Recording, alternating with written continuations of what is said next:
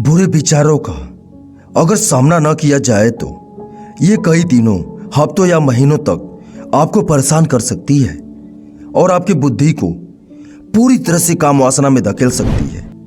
आज मैं जो कहानी आपको बताने जा रहा हूं, अगर आपने ध्यान से सुन लिया तो बुरे विचार पर काफी हद तक काबू पा सकते हैं। एक बार की बात है, बुद्ध अपने एक प्रवास में वैशाली आए थे। कहते हैं कि उनके साथ सैकड़ों शिष्य भी हमेशा साथ रहते थे। सभी शिष्य प्रतिदिन वैशाली की गलियों में भिक्षा मांगने जाते थे। उसी नगर में एक बहुत ही सुंदर स्त्री का महल था जिसका नाम आम्रपाली था। वो वैशाली की सबसे सुंदर और नगर वधू थी। वो वैशाली के राजा राजकुमारों और सबसे धनी और शक्तिशाली व्यक्तियों का मनोरंजन करती थी।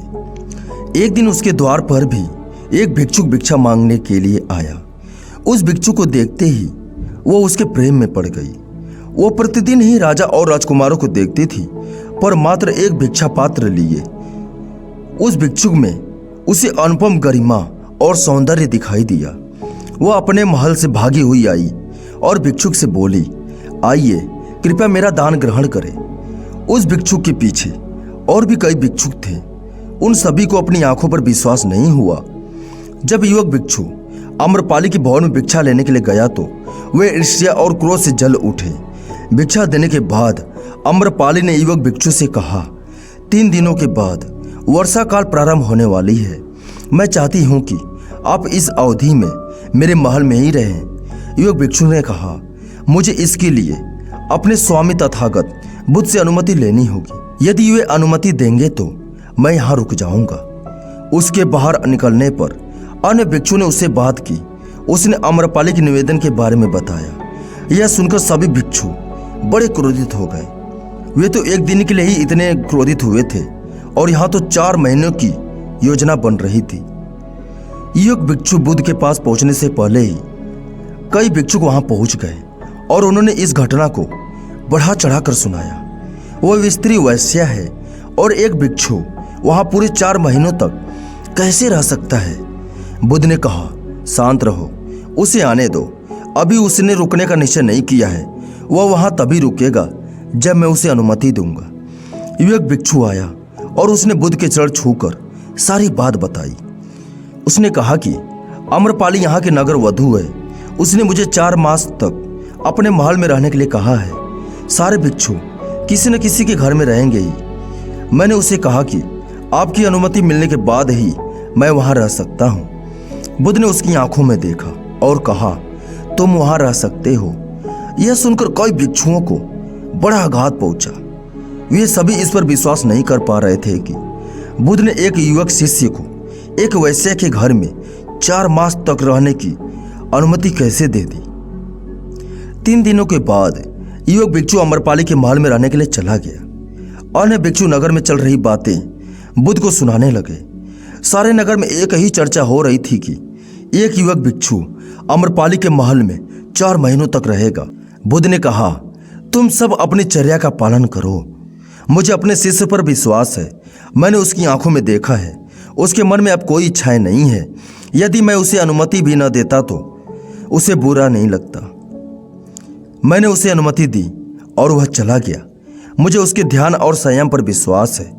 तुम सभी इतने व्यग्र और चिंतित क्यों हो रहे हो? यदि उसका धर्म अटल है तो आम्रपाली भी उससे प्रभावित हुए बिना नहीं रहेगी, और यदि उसका धर्म निर्बल है तो वह आम्रपाली के सामने समर्पण कर देगा। यह तो भिक्षु के लिए बड़ी परीक्षण का समय है।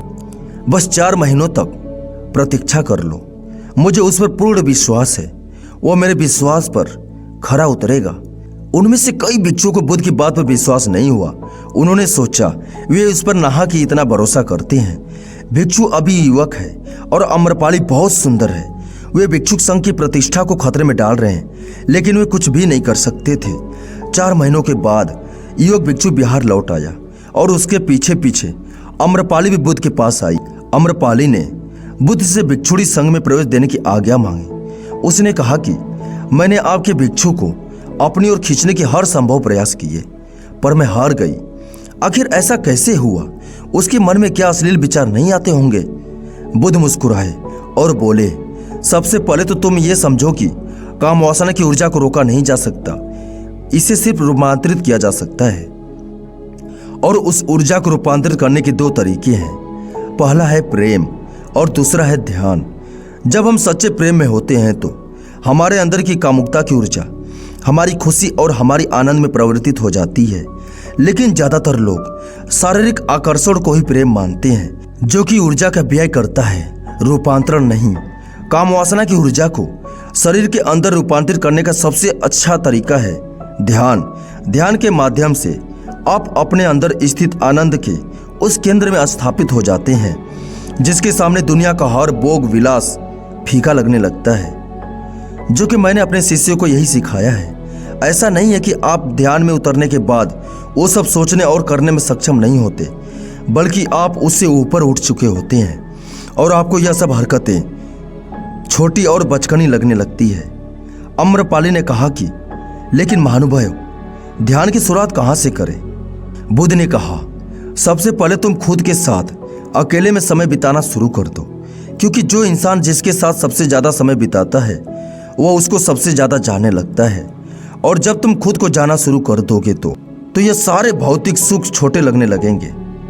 और फिर एक दिन ऐसा भी आएगा जब तुम्हारे चाहे बिना तुम्हारे दिमाग में किसी भी प्रकार के विचार उठने बंद हो जाएंगे।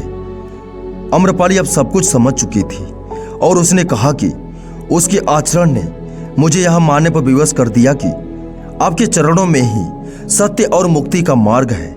मैं अपनी समस्त संपदा भिक्षु संघ के लिए दान में देती हूँ। आम्रपाली के महल और उपवनों को 4 मास में सभी भिक्षुओं के लिए उपयोग में लिया जाने लगा।